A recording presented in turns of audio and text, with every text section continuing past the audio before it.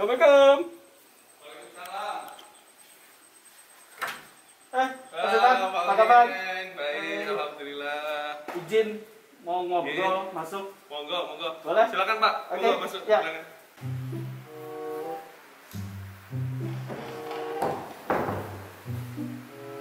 Loh. Kok masuknya sini? Boleh.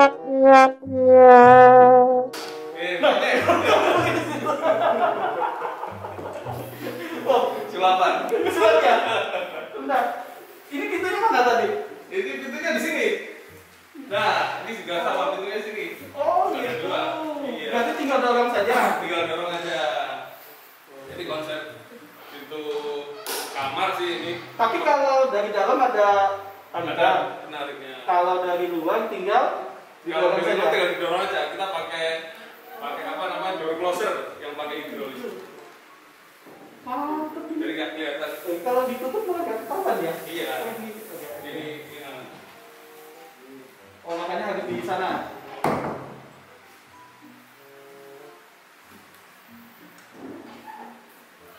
Tapi untuk ini ada hitung-hitungan atau memang cuma ini aja? Kan kalau sekilas begini nggak kelihatan kan kalau nggak kelihatan ya. ada gitu. Sebenarnya sih hitungannya nggak detail sih, paling ini aja sih satu papan ini berapa senti, nanti dipaskan pas potongannya ini. Jadi sengaja motifnya dibikin susun bata atas ke bawah. Jadi pas potongan pintunya diarahkan di sela-sela susunan bata ini. Oh gitu. Nah, jadi sekilas nggak terlalu terlihat potongannya. Jadi sekilas lihatnya kayak dinding. Oh gitu. Ini kayu apa mas? Ini jenisnya kayu sebenarnya kayu pinus. Cuma semakin kesini itu panggilannya jadi belanda. Oh, tapi memang Bekas palet. kayu dari awal sudah disiapkan begini atau kayu apa ini tadinya? Enggak, ini tadinya dari palet sisa. Oh ini palet. Palet sisa kita bikin produksi barang produk kita yang kita jual. Jadi sisanya potongan kecil-kecilnya kita kumpulin terus kita jadikan wall panel. Jadi ini limbah Limbah jadi.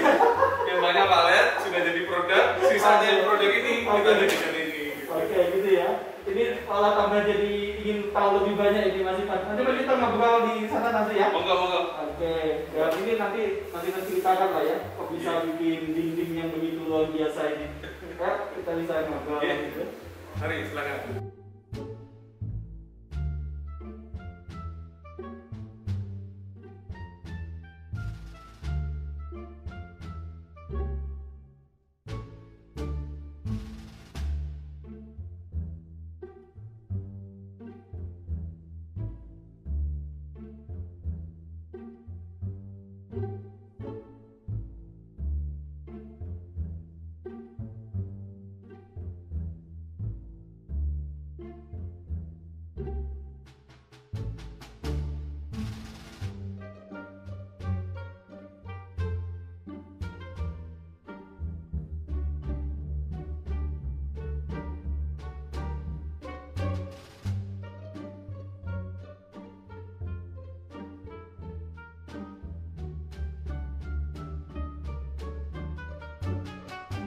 Halo teman-teman, Assalamualaikum warahmatullahi wabarakatuh. Ketemu lagi dengan saya Muhyiddin Hasan. Dan kali ini teman-teman lihat tadi ya, ada satu dinding yang saya juga bingung. Tiba-tiba Mas Ipan masuk, tiba-tiba hilang. Iya, magic ya. Oke. Nah teman-teman, kali ini saya sedang ada di tempatnya Mas Ipan, Anak Kayu. Kita akan ngobrolin banyak hal nih. Mas, aku masuk rumah ini, kemudian lihat tataan desain interior ini sangat luar biasa nih Mas. Ini siapa yang konsep nih Mas? Konsep berdua sama istri. Oh gitu. Iya, saya sama istri. Jadi dari awal memang kita mau bikin rumah yang arahnya sih ke rumah tropis ya. Kalau sekarang kan arahnya rumah modern minimalis. Nah, kalau dulu awal kita bangun itu pengennya rumah tropis, tapi arahnya juga sedikit minggir ke rumah Bali. Oh, gitu. Jadi rumah tropis sama rumah Bali Di combine gitu ya. Gitu. Tapi memang Mas Ipan basicnya arsitek. Basic saya sebenarnya IT, komputer. Oh malah IT. Iya. Istri? istri di pajak sesuai jalurnya. Jadi kuliahnya pajak, sekarang kerjanya juga di bagian pajak. Oh gitu. Kalau saya dulu kuliahnya IT, sempat di IT beberapa tahun, ngajar juga, sempat jadi dosen junior juga, terus pindah ke perbankan, terakhir jadi tukang kayu. Terus anak kayu itu sendiri brandnya atau memang ada sesuatu kok bisa anak kayu gitu loh? Anak kayu sebenarnya awal mulanya dari kita ini ya hobi ya. Hobi. Karena, oh jadi sambil IT itu sebetulnya Mas Ipan sudah ini? Oh enggak, itu belum? saya kerja di perbankan kurang lebih sekitar 7 atau 8 tahun. Nah pas akhir-akhir saya di bank itu kita punya tabungan untuk beli lahan. Nah beli lahan, kita beli tanah, terus ada duit kita bikinkan fondasi, ada duit kita naikkan bata dan seterusnya. Nah setelah sudah bentuk rumah tapi belum jadi, saya punya pikiran bahwa asik kali ya kalau nanti kita punya furniture itu bikin sendiri, nggak beli, kan bisa sesuai luasnya, panjangnya, tingginya, segala macam. Custom lah ya, sesuai dengan keinginan kita. Betul. Kalau kita datang ke toko mebel itu kan ukurannya kalau nggak ya 2 meter, 180 kan gitu, nggak pas kan. Akhirnya dari situ kita sering lihat buku-buku mebel, buku-buku interior, akhirnya masuk kok ketarik ke hobi gitu. Ketarik ke hobi, akhirnya bikin sendiri. Bikin, ya namanya manusia pingin show off ya, betul. Kita upload ke media sosial, akhirnya ada yang pesen. Oh gitu? Ada yang pesen, besoknya ada lagi, akhirnya kita bikin usaha. Tahun berapa itu Mas? 2017 pas September. Bulan itu sudah di sini? Belum, maksudnya di Kalimantan Selatan. Sudah di Kalimantan Selatan? Oh sudah 2017 September. Pas bulan ini. Oh ini udah hampir 3 tahun ya? 3 tahun. 3 tahun ya? Iya 3 tahun anak kayu. Itu berarti, tapi produk awalnya apa? Produk awalnya itu rak sepatu, bikin sendiri. Masih ada? Masih ada rak sepatu di belakang. Itu di belakang saya, nanti kita lihat. Iya. Itu bikinnya pakai peralatan yang memang beli khusus atau seadanya waktu itu? Seadanya. Saya bikinnya dari gergaji manual, kunci tangan, sama paku.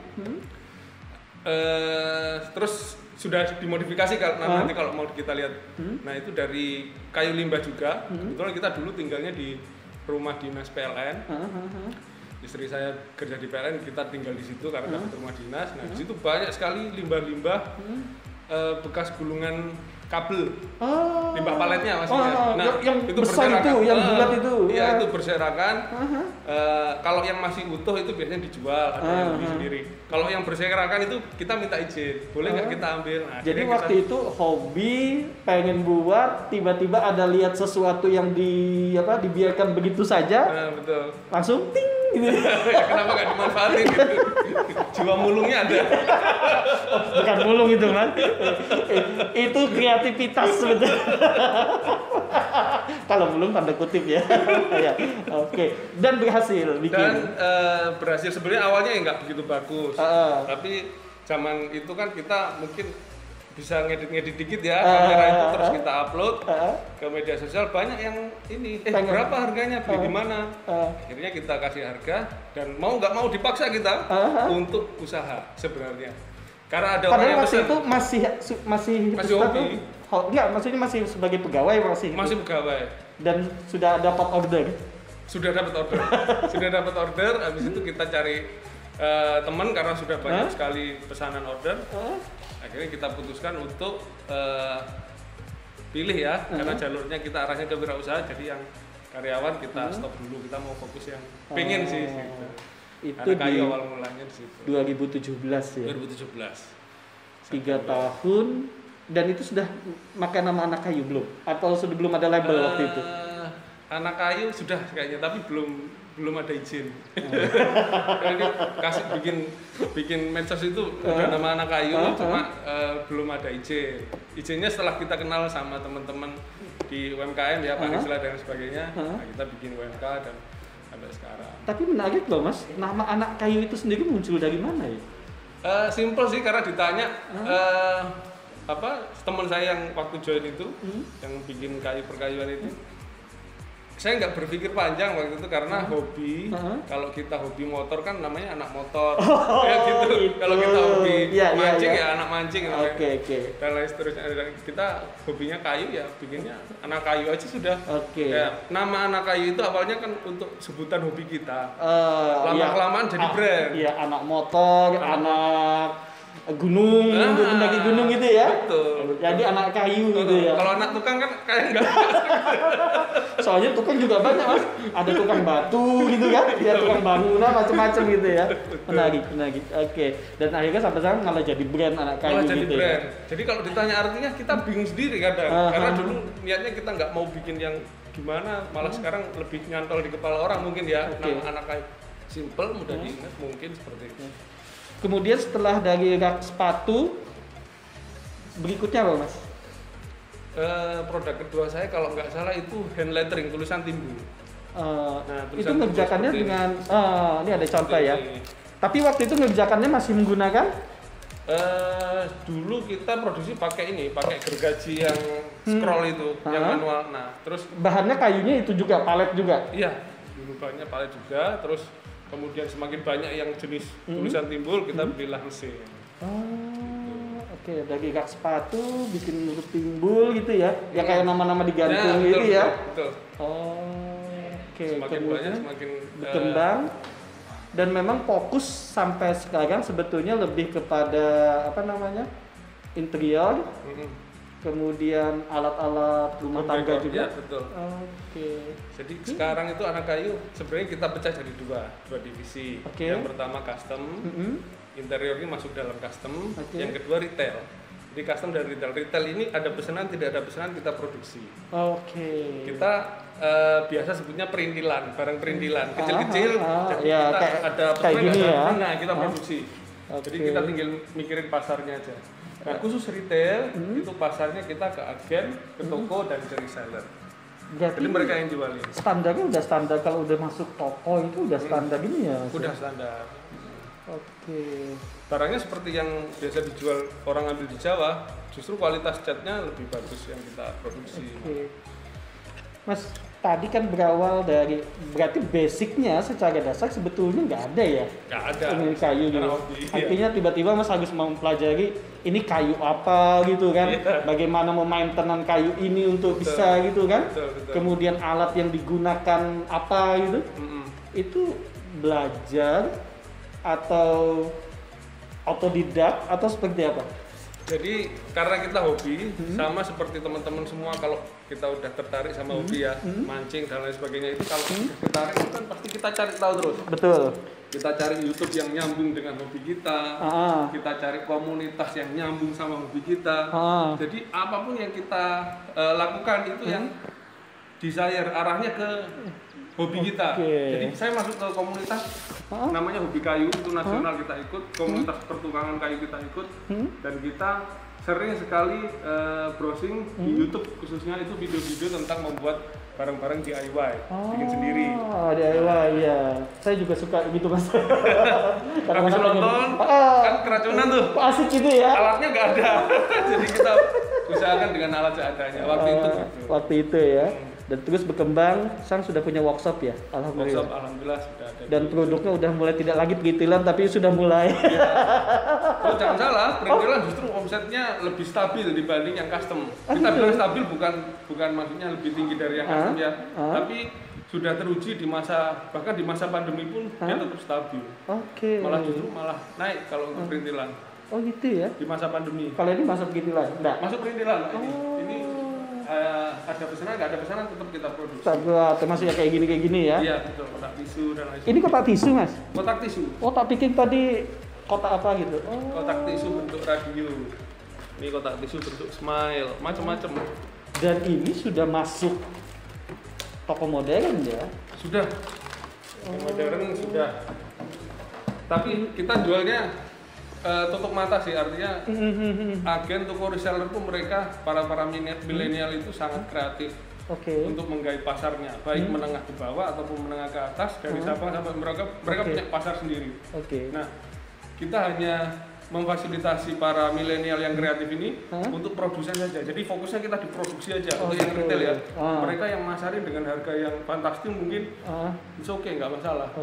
Mereka punya brand sendiri, yang punya penting sendiri. Kita tetap jalan ya. Tetap jalan. Jadi sama-sama ambil untung lah, sama-sama. Iya. Ini ya. Iya. Rizky. Mas, aku dengar juga sampean katanya baru datang dari Korea. Ngapain ke Korea jauh-jauh, Mas? Bawa ini semua. Kita kemarin itu pameran ya. Pameran di Korea. Pameran. Yang dibawa apa? Kenapa, Pak? Yang dibawa ke sana apa? Bawa produk ini. unggulan kita, ini telenan. Apa ini? Telenan kayu ulin. Nah, bisa dicek, Pak. Ini dari limbah kayu ulin, telenan yang simple, yang di Kalsel relatif nggak laku. Di Kalsel tapi malah di luar kota ataupun di luar negeri malah ini yang jadi. Ini ulin ya? Ulin. Ini ulin, kayu besi, ironwood kalau. Iya. Berapa lapis gini? Believe it or not, harganya ini di Korea itu kita jual sekitar 40.000 won. Kalau yang kecil ini 30. Sebentar. Ini won ya? Iya. Kalau dirupiahkan? Dikali 11. Jadi kurang lebih 450.000. Ini? Iya, 350 sampai 450.000 satu bijinya. Teman-teman, di tempat kita berapa? Karena gini, kita memang 40.000 won. Believe it 40.000 won. Believe it or not, percaya nggak percaya kita jual segitu. Dan laku. Hari kedua habis, Pak. Kita bawa 150 piece. 150 piece? Iya, dan habis. Wow. Untungnya kita bangunkan rumah. Teman-teman ya, rumah ini ternyata dari ini loh ya, dari talenan. Mas ini. Jadi kita jual historinya, Pak. Kalau orang lihat sekilas bangunan biasa. Betul. Tapi dari segi historinya ini luar biasa. Yang mungkin orang sini pun jarang lihat secara histori ya. Oke. Sang kita pelajaran sejarah. Apa ini Mas yang bisa diceritakan? Jadi historinya gini. Kayu ini di seluruh dunia hanya tumbuh di Kalimantan, Sabah, Sarawak, sebagian kecil di Sulawesi dan sebagian kecil di Sumatera. Artinya komunitas besarnya ada di Kalimantan, Pulau Kalimantan ya. Karena Sabah dan ini kan serumpun lah. Serumpun. Oke. Kesana sedikit Sumatera, kesana sedikit Sulawesi, tapi nggak tumbuh subur di sana. Dan di seluruh benua nggak tumbuh jenis ironwood ini, Pak. Iya. Nah, itu pertama. Jadi kalau orang nyari ironwood di Eropa nggak ketemu. Gitu. Kalau jenis walnut yang biasa dibuat telenan di Eropa, di Amerika, di Korea, Jepang segala macam itu kan tumbuh di semua benua ada. Nah, kalau ini beda, khusus di sini. Itu pertama. Kedua, kayu ulin ini usia 100 tahun baru dapat lebar 50 cm. Jadi kalau Bapak lihat yang lebarnya sampai 1 meter, bayangkan berapa ratus atau berapa ribu tahun. 100 tahun baru dapat lebar 50 cm. Itu sebabnya batangnya itu ya? Iya. Itu sebabnya tahun 60-an pembalakan habis di Kalimantan itu dikirim ke Jawa sebagai bantalan rel kereta api, sampai sekarang masih kuat sebagai bantalan, dikirim ke Bali. Kan habis tuh. Di sini kan hampir punah. Habis. Apakah tidak dilakukan penanaman kembali? Sudah banyak, tapi yang panen bukan kita, karena 100 tahun baru dapat 50 cm. Yang panen adalah cucu kita nanti. Iya. Nah, uniknya kenapa kayu yang dilindungi yang istilahnya hampir punah ini kok bisa kita jual sampai ke luar negeri? Harusnya kan nggak boleh kita jual. Betul. Karena ini limbahnya, Pak. Ini cuma limbah? Limbah, kita jual 450.000 tadi itu limbah. Limbah dari mana? Limbah dari potongan masa lalu. Ulin ini uniknya semakin kena air dia semakin kuat, semakin hitam, semakin keras. Nah, ketika kakek kita dulu motong, itu kan disisakan 50 cm di atas tanah. Kan ditebang ya, katakan ini pohonnya tinggi, kan potongnya nggak sampai akar sini, 50 cm di atas tanah supaya jatuhnya bagus, nggak kena orang ya. 50 cm ke akar, itu puluhan bahkan ratusan tahun nggak busuk, Pak. Karena sifat ulin itu tadi padahal sudah mati ya? Padahal udah mati. Di sisi lain, kayu lain paling sekitar 5 tahun udah jatuh dan lain sebagainya, udah jadi rumah semut segala macam. Nah ini nggak bisa. Nah kita datang ke tempat-tempat yang dulunya sebagai apa ya istilahnya penebangan kakek kita dulu. Pemilik lahan malah berterima kasih Pak, kita bersihkan lahannya karena sebelumnya kalau bertani ada akar ulit ya nggak bisa ngapa-ngapain, pasti muter gini dia bertaninya. Dan ini cukup besar ya area ininya ya, karena akarnya juga kuat sekali. Awal mula kita datang kita bersihkan gratis, sekarang ada harganya. Satu batang itu dapat berapa Mas kita segini? Enggak tentu sih Pak, karena iya bentuknya diameternya pohon juga ya. Terus kemudian lekukannya, kalau pas bentuknya bagus, padat, kita dapatnya banyak. Tapi standarnya sampean memang ukuran berapa ini? 20-30? Kita ada ukuran S, M, L, XL. Emang baju Mas? Iya. Mirip. Sengaja lah seperti itu, jadi S ukurannya berapa ada sendiri-sendiri. Oh gitu. Dan kita juga mulai custom. Menentukan ukuran itu alasannya apa? Apa ya, lebih mudah aja kali ya. Lebih mudah. Atau karena misalkan pengguna ibu-ibu kalau mau ikan misalkan itu yang menggunakan L, sayur apa gitu? Enggak sih. Enggak juga. Enggak. Jadi kita bikin ukuran asal bikin aja gitu. Jadi orang ada pasarnya tuh yang kecil, ternyata untuk yang bisa dibawa kemana-mana, traveling, masuk tas. Kalau bisa camping, ternyata dikeluarin tas ada celengan buat masak. Kayak gede segini kan macam-macam resto gitu. Kalau untuk lokal sendiri sekitar berapa dijual Mas? Ini 100.000 sampai 150.000. Kalau yang ini 150.000. Bedanya dengan yang ini? Sama. Ini satu ukuran semua. Oh, sama satu ukuran. Dan packagingnya kita pakai urun. Jadi tanaman yang tumbuh di Kalimantan Selatan. Jadi waktu ke Korea juga kayak gini posisinya? Iya, kayak gini. Jadi packagingnya juga kita pakai natural semua.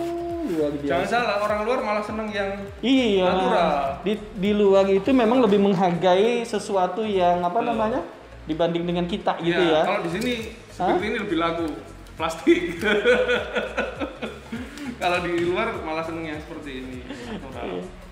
Jadi untuk sementara ini boleh dikatakan ini andalannya Anak Kayu untuk dari sisi penjualan ini ya. Yang retailnya. Ya. Kalau yang custom seperti kitchen set, yang ya interior lah, perhotelan, kantor, seperti itu, kitchen set, rumahan seperti itu. Yang custom. Divisinya beda-beda. Arahnya ke mebel sih kalau custom. Dan ke Korea pertama kali bawa produk ini laku habis. Sampai ada pesanan lagi Mas? Atau masih ada? Jadi yang kita pameran itu kali kedua kita ke Korea. Oh gitu. Ketiganya yang pas Februari kemarin waktu pandemi pas diumumkan Wuhan itu yang ramai itu kita habis pulang dari Korea itu juga. Oh gitu. Nah itu kita dalam rangka nyari orang sana yang bisa masarkan ini. Oh, jadi selanjutnya kita nggak perlu ke sana lagi lah ya, cukup kita kirim saja. Setelah itu pandemi ya sudah, kita nggak ada kirim lagi. Oke, sementara stop dulu ya. Tapi kalau produksi masih? Masih, kirimnya ke Jakarta, Semarang, Surabaya, Jogja. Arahnya ke Jawa. Kalau di sini ada juga yang beli, cuma ya memang satu dua gitu ya. Jadi justru orang lokal tidak begitu antusias ya. Antusias dipakai yang lain. Kalau untuk fondasi. Oh iya. Seperti itu. Terkenal Mas. Tiang rumah itu kalau udah ulin pastilah ya. Apalagi rumah-rumah kayu di Kalimantan itu statusnya itu bisa dilihat dari bahan kayu. Iya. Mas selain yang ini yang diproduksi yang paling kecil ada nggak bikin pernah? Ada, pernah bikin kita gantungan kunci, tapi pas kebetulan kita nggak bawa. Ya kalau gantungan kunci mungkin kayak ini aja ya, bikin huruf-huruf gitu ya. Huruf, bikin logo dan lain sebagainya. Kalau yang rumit ada nggak? Nah ini, kalau yang rumit yang ini. Masa bikin kotak gini rumit Mas? Di dalamnya. Oh di dalamnya. Jadi kita bikin jam tangan kayu. Jam tangan kayu? Iya, jam tangan kayu. Nah ini dia, jam tangan kayu. Wow.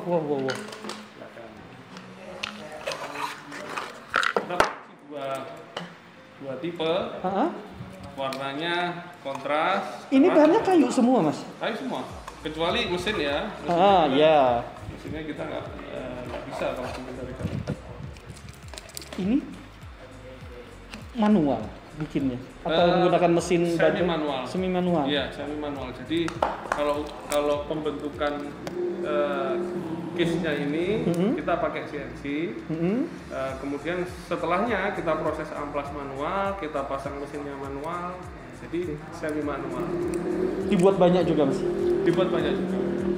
Dijual di lokal atau dibawa kayak ke Korea itu juga?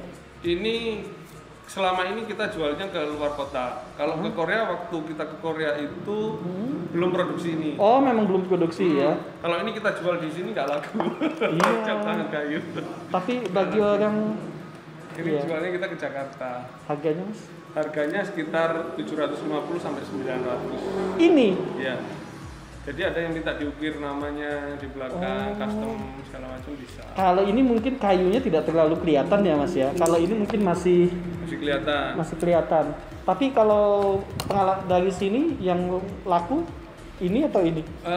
Dua-duanya sih Pak. Dua-duanya. Ini cowok cewek atau cowok cewek? Sama, cowok cewek juga masing-masing punya. Karena kalau kayu ini kan selera ya. Kalau ini kan kita jenisnya kayu gelap kan pakai sonokeling. Kalau bahasa Inggrisnya itu rosewood. Oke, rosewood. Oke. Nah, jadi ini dari limbah juga Pak. Dari limbah pabrik gitar di Gresik. Jadi limbah kayu rosewood itu kan dari kayu yang diproduksi untuk gitar. Nah itu limbahnya potongan kecil-kecilnya kita datangkan. Memang nggak tumbuh di sini, nggak tumbuh di Kalimantan, tapi bentuknya unik kita produksi. Tapi tetap di limbahnya. Kuat ya, mungkin rada mirip dengan jati atau apa Mas anunya? Lebih porinya lebih kecil dibanding jati dan kayu yang lain. Terus dia lebih ringan sih, memang lebih berat jati. Cuma dari segi kekuatan untuk barang-barang kecil dia kuat. Karena porinya itu tadi, semakin besar pori kayu itu kan semakin ada resiko untuk retak ya. Iya. Dan ini 700 sampai 900. Iya, 700 sampai 900. Wow. Dan ini produksinya tapi masih 2 tempat ya di sini semua? Produksinya yang untuk mesin itu kita subkan. Tapi untuk yang manual kita kerjakan sendiri. Tapi suatu saat insya Allah juga kita ada rezeki nambah, kita mungkin adakan mesinnya. Sudah berapa banyak diproduksi ini Mas? Ini belum terlalu banyak dibandingkan produksi telengan dan yang lain. Ini produksinya masih di bawah 1000 piece sih. Karena agak ini ya, agak rumit ya. Iya. Ini kecil, rumit, jelimet. Yang paling besar yang pernah bikin. Besar produksi interior apa ya. Dinding kayak saya tadi itu yang kita. Yang paling besar interior kali ya. Lemari dengan ukuran satu ruangan full. Terus macam-macam sih, kalau besar saya kurang begitu inget, tapi kita hitungannya meteran seperti interior pada umumnya. Tempat tidur anak yang bertingkat itu gitu ya. Atau lemari baju nanti kita bisa lihat juga, kita produksi punya lemari. Siap. Setinggi plafon, jadi kita bikin, kita desain memang full ruangannya itu terpakai semua. Mas, ini berkaitan dengan pengembangan usaha. Ini legalitas sudah gitu kan, bahkan Mas Iwan juga udah diajak kemana-mana ya, melakukan pameran apa segala macam. Ini maunya apa lagi nih ke depan ini Mas? Sebenarnya kalau dari saya pribadi ya, di luar anak kayu itu usahanya ada di kuliner juga. Kuliner juga? Ya, yang sedem arem itu, yang sop sapi. Iya betul. Saya pernah makan di sana. Jadi kita kuliner jalan, tapi kalau di anak kayu ini sendiri, arahnya kita sekarang malah khususnya untuk custom, itu semakin banyak permintaan hotel, perkantoran, sama rumahan. Untuk interiornya. Nah, interiornya itu semakin banyak orang pesen di kita, arahnya bukan hanya kayu sekarang. Pekerjaan fisik pun kita kerjakan. Seperti kemarin kita bikin kolam ya. Di belakang kita bikin kolam, kita sempat post di media sosial. Banyak ternyata orang respon bikin kolam di Banjarbaru. Jadi kita jasa bikinkan kolam juga, kolam ikan, kolam renang gitu. Besok-besok bikin rumah Mas. Udah, kita bikin musola sama rumah. Sudah. Kemarin kita bikin musola. Pernah saya lihat di media sosial. Ada musola yang sampai bikinkan itu. Perusahaan besar lah ya yang bikinkan. Menarik sekali. Karyawan berapa banyak Mas? Karyawan kalau untuk di kayu sendiri ini kurang lebih 10 orang.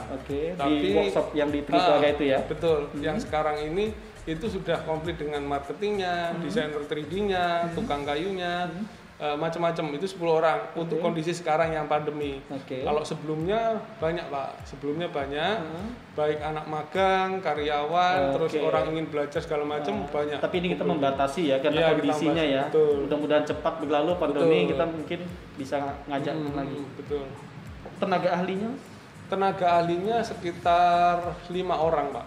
Memang spesialis mereka. Spesialis mereka. Kayu ya. Yang retail 1 orang, yang 4 orang di custom. Oke. Dan ini alhamdulillah walaupun kondisi pandemi gini operasional tetap jalan Ya, terus ya. alhamdulillah jalan. Oke. Khususnya untuk home decor ya. Mungkin waktu pandemi ini orang kan di rumah ya. Malah pingin lebih bebenah gitu. lebih memperhatikan rumah akhirnya ya. Oke, jadi kalau tiba-tiba dia bagus sadar di kamar anaknya kok nggak ada tempat gantung baju yang bagus gitu ya. Ini kepikiran, oh kok kayaknya anakku bagus dipasangin ini gitu ya. Betul. Oke, Mas Ipan, terima kasih ya waktunya. Sama-sama Pak.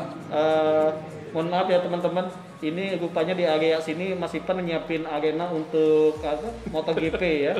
Jadi kalau ada suara-suara, mudah-mudahan akan ada muncul nanti Rossi, Marcos yang lagi. Jadi mohon maaf kalau ada sedikit gangguan suara ini ya. Mas Ipan terima kasih sekali atas kesempatannya berbincang-bincang dan mudah-mudahan menginspirasi kawan-kawan ya. Dan kulinernya juga semakin maju. Amin. Kemudian produksinya tetap jalan terus sehingga bisa membantu teman-teman yang lain juga untuk di masa yang kayak gini ya, untuk bisa bertahan hidup. Atau Mas Ipan ada punya pesan? Pesannya apa ya? Jangan pesan bakso ya. Bakso. Apa sih ya, kalau kita sih kerja keras dan jangan menyerah, itu aja sih. Memanfaatkan semua peluang termasuk limbah juga jangan disepelekan, itu juga bisa jadi satu income tersendiri di masa sekarang. Apa aja selama halal diusahakan, kerja keras, jangan nyerah, itu aja sih. Itu ya teman-teman, Mas Ipan sudah membuktikan dari seorang pegawai, kemudian hobi, dan sekarang alhamdulillah, dan tempat ini ya, kursi yang kami dudukin, meja ini produksi sendiri loh ya. Betul. Termasuk dinding partisi ini yang dihias ini juga dikerjakan sendiri oleh Mas Ipan. Dan sebagian besar limbah ya. Limbah. Barang yang ya kata orang tidak kepakai lagi. Betul. Di tangan yang kreatif bisa menjadi sesuatu yang berguna. Terima kasih. Mudah-mudahan bermanfaat perbincangan kami sore ini. Kalau menyukai video ini, silakan subscribe, like, and share, dan ketemu lagi di vlog berikutnya ya. Terima kasih. Assalamualaikum warahmatullahi wabarakatuh. Waalaikumsalam warahmatullahi wabarakatuh.